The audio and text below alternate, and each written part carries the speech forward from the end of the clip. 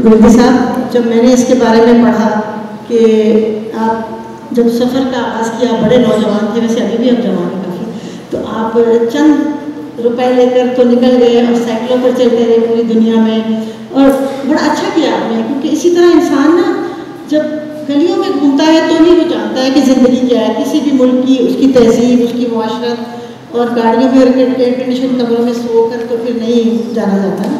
तो गुरुजी साहब, आप अपनी किताब के बारे में कुछ बताइए, बड़ी दिलचस्प किताब है और आपके तजर्बात भी यकीनन बहुत दिलचस्प है, ज़रा उसके बारे में हमें ज़रा आगाह कीजिए। जी शुक्रिया नीलम साहबा। लिखता तो मैं था, और असल में अक्सर मैं कॉलम के अलावा ऐसे करता था कि अरशाद अहमद हक्कानी साहब के कॉलम में अपनी पॉलिटिकल एनालिसिस लिख देता था। अगर स्पेन गया, यूरोप गया, तो उन्होंने मुझे कहा था सियासी जहांगीर, लेकिन ट्रैवलॉग मैंने नहीं था कभी किताब की शक्ल में लिखा। तो मुझे पेंडिंग था। तलमीज़ हक्कानी साहब ने मुझे बहुत पहले कहा, जो तारड़ साहब जिनको अपना उस्ताद कहते हैं, मैं कॉलेज पढ़ता था तो वो मेरे दोस्त बने कि आप ज़रूर लिखो। तो मैं चूँकि एक्टिविस्ट हूँ, सियासत पे लिखता था, तो मैंने कहा मुझे 5-6 महीने चाहिए, मैं पहले क्रोनोलॉजिकली अपने ट्रैवलॉग लिखूंगा। तो मुझे 5-6 महीने चाहिए थे, उसके लिए मुझे 37 साल गुजर गए। जब कोविड आया तो मैंने कहा कि 6 महीने या साल तो रहेगा, तो चलो अपना जो पहला ट्रैवल है बाद इंडिया, चूँकि पहली दफ़ा मैं इंडिया गया, तो फिर उसके बाद मैं ईरान, तुर्की, बल्गारिया, कम्युनिस्ट बल्गारिया, तो मैंने 3 तहजीबों को, 3 निज़ामों को, 3 समाजों को, 3 सिविलाइजेशंस को, जो कि अब तकरीबन कम्युनिस्ट समाज तो ख़त्म हो चुका जो बल्गारिया का था, तो मैंने फिर इसको लिखना मुश्किल था, चूँकि मैं समझता हूँ कि उर्दू में ट्रैवलॉग तकरीबन बदल चुका है। जैसे दुनिया में आज भी ट्रैवलॉग जो लिखा जाता है, जैसे रॉबर्ट फिस्क लिखता है पिटी द नेशन, वो पूरा ट्रैवलॉग है। तो जैसे मैंने इसमें हुलिया जलेबी का जिक्र किया, मेरे आइडियल ट्रैवलर्स वो हैं जो ऑटोमन ट्रैवलर उसको कहा जाता है, या अल-अदरीसी है 1000 साल पहले स्पेन का। तो आप जब तक समाज को नहीं देखते, और मैंने इसके लिए एक बड़ी किस्म का तहकीक का काम था, 2 साल मुझे लगे, 37 साल गुजर चुके थे जब किताब मुकम्मल की, तो 39 साल हो गए। तो मैंने उस कम्युनिस्ट समाज जो कि ख़त्म हो चुका और सड़कों के नाम बदल चुके हैं, उस शहरों के नाम बदल दिए उन्होंने कम्युनिस्ट पीरियड्स के। सफ़र तो मैंने तकरीबन 100 से ज़्यादा किए हैं दुनिया के ममालिक, सिर्फ तुर्की को समझने जानने के लिए 70 दफ़ा तुर्की गया हूँ। लेकिन इसमें मैंने फिर अपने आप को फ्रीज होके उस ज़माने में 83 में जब मैं 22 साल का था, लाहौर से $300 लेके निकला कि उस ज़माने का ईरान नया इस्लामी इंकलाब आ चुका है, खुमैनी जिंदा थे, तुर्की में मार्शल लॉ था, कनान एवरन का जो मैंने पहली दफ़ा टर्की देखा, फिर बल्गारिया जो इसका पीक है। तो इसके अंदर वो दास्तानें हैं, मुझे रोशनी मिलती है इंकलाब ईरान की, वन ऑफ द एक्टिविस्ट थी, फिर उसको सजाए मौत हो गई। तो सफ़रनामा असल में मैं हमेशा कहता हूँ, जो दुनिया का सफ़रनामा मैंने 1000 साल पुराना देख लें, वो जो कंटेम्प्रेरी हिस्ट्री होता है उसको लिखता है सफ़रनामा। तो उर्दू में मेरा ख्याल है सफ़रनामा और तरह लिखा जाता था।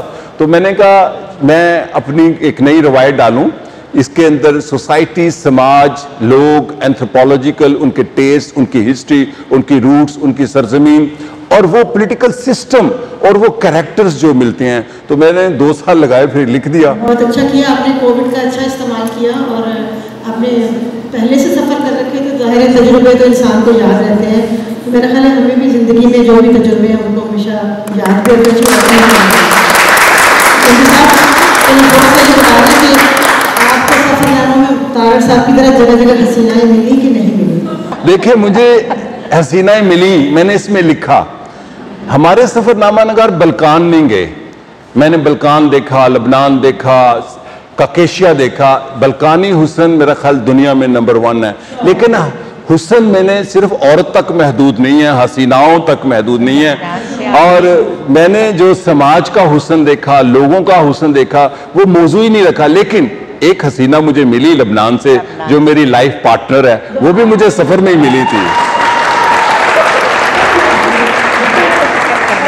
रीमा मेरी बेगम जो है।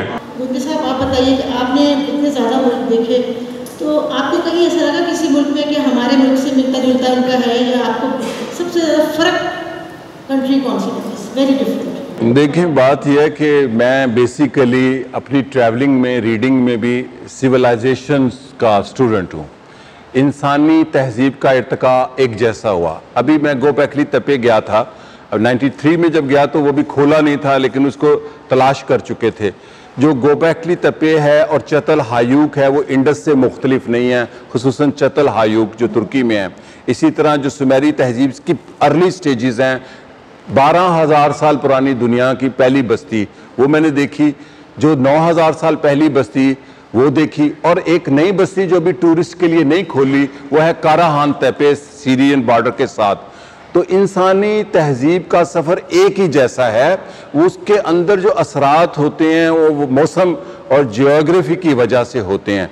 वो जो चतल हायूक है, खुसूसन जो 9,000 साल पुरानी बस्ती है, कोनिया के करीब है, तो वो अगर देखें तो वो इंडस के करीब करीब लगती है। इंडस 5 से 7,000 साल पुराना है। तो ये जो हम कहते हैं ना जी, अक्सर आजकल मैं लाहौर भी बाहर देखता हूँ, फिर लोग जाते हैं जी तंग गलियाँ पूरी दुनिया में हैं। आप शाम में चले जाएं, आप इस्तांबुल में चले, आप बल्गारिया में चले जाएं, मैंने इसमें देखिए बताया है, आप वारना में चले जाएं। फिर हम पाकिस्तान में चूँकि इंटेलेक्चुअली स्वीपिंग स्टेटमेंट देते हैं, दुनिया का सबसे बड़ा, एशिया की सबसे बड़ी चीज़, तहजीब में भी हम ऐसी ग्लोरीफाई करते हैं और डिस्टॉर्ट करते हैं। मसलन दुनिया का सबसे बड़ा सोने का खजाना जेवरात का है, उसका मैंने जिक्र किया, जो मिस्र में भी नहीं है, जो सुमेरियों के जेवरात 6,000 साल पुराने जेवर, और वो यही जेवर है जो हमारी आज खवातीन ने कुछ पहने हुए हैं। तो इंसान की जो इर्तिका है जहन की वो एक जैसी है, इंसान एक है। मुझे अक्सर पूछते हैं जब मैं सोशल मीडिया पे डालता हूँ एक बात, केड़ा मुल्क है, तो मैं कहता हूँ मैं मुल्कों से आज़ाद हो चुका हूँ, मैं ज़मानों में घूमता हूँ, मेरे लिए मुल्क नई सियासी सरहदें हैं, मुल्क नहीं है। इसको आप कह सकते हैं ये अनातोलिया है, ये सुमेरी है, ये बेबीलोन है। तो मैं मुल्कों से आज़ाद हूँ, कौमों से भी आज़ाद हूँ, मैं इंसान को एक समझता हूँ। और मैं ट्रैवलिंग में एक मकसद के लिए भी करता हूँ कि इंसान की रूट्स, तारीख, तहजीब, तमद्दन, ये हम जो खाने पीने हैं ना, ये बड़ी मुमासलतें हैं, कभी और बात करेंगे। इंसान खाता भी एक जैसा है। अब ये लाहौर में लड्डू पीठियाँ वाले हैं, इसकी रूट्स मैंने ढूंढी, ये बिल्कुल वही है जो हम वो जो लबनानी खाते हैं खाना, क्या उसको बोलते, फलाफिल, सेम टेक्नोलॉजी है, जरा फ्लेवर का टेस्ट है। अब ये शीर माल है, ये ईरानी आज़रबाईजानी खाते हैं, तो चीज़ें मिलती हैं इंसान की, शरबत मिलते हैं, खाने मिलते हैं, चावल मिलते हैं, रोटियां मिलती हैं। तो ये जो एक इटालियन पोइट की मैंने एक शायरी तर्जुमा करके लगाई कि तुम अगर अपनी तहजीब में ही रहते हो कि समझते हो कि सराइकी खूबसूरत है, तो आपने दुनिया नहीं देखी।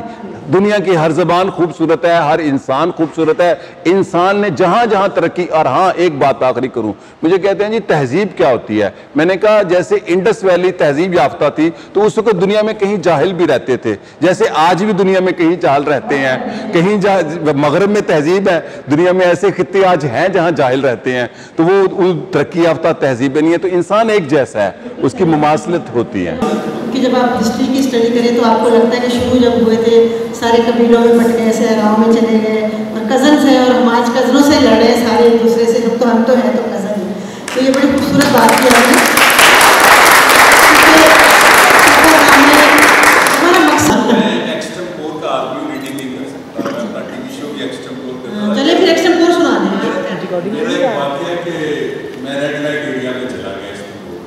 मुझे रोज वो कहता था कि जाओ, उसका है चैप्टर, तो वहाँ से जो भागा, जो मुझे पता था मेरे पास $250 रह गए, मैंने यूसुफ जन्नत देखनी है इस्तांबुल के तकसीम की गली में। मुझे रोज होटल वाला के यू हैप्पी देयर, मैं कहा नो, मैंने कहा मैं तो कम्युनिस्ट पर जा रहा हूँ यूसुफ जन्नत देखने, that is not paradise, paradise is here. मैं चला गया था और उधर से भाग नहीं सकता, उनके जो कार्ड होते हैं 5-6, मैं अपनी बेगम को अपनी ले जाते इस गली से भागा था। तो मैंने जब भागा और वो मैंने 2 चीज़ें पढ़ी हुई थी, क्योंकि मैं एक्टिविस्ट हूँ, जब आपको गोली चले तो ज़िगज़ैग होकर भागे। 6 अप्रैल को मेरे एक गोली चली, जब ज़ुल्फ़िकार में नमाज़ जनाज़ा हुई है जहाँ पे जहाज रखा है, तो मैं ज़िगज़ैग भागा। गोली चलाने वाला पुलिस वाला देखता रहा ये कैसे भाग रहा है। तो दूसरा मैंने पढ़ा था पीछे मुड़ के ना देखो। तो जब मैं भागा तो पहले एक गली में गया, फिर ज़िगज़ैग, आगे पीछे, आगे पीछे।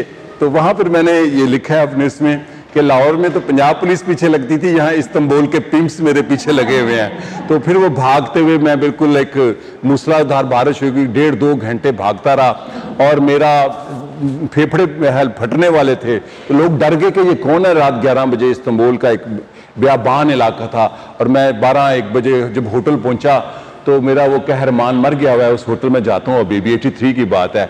तो कहता है what happened with you mister Farooq. मैं कहा I have been there where you always suggesting मी।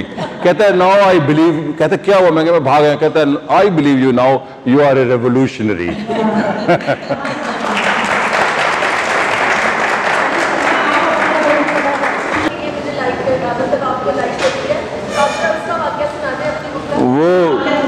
वो एक लड़की थी और एलीट की टर्किश लड़की थी, तो उसके भाई की जिम्मेदारी थी, मेरा इंटरप्रेटर बना था।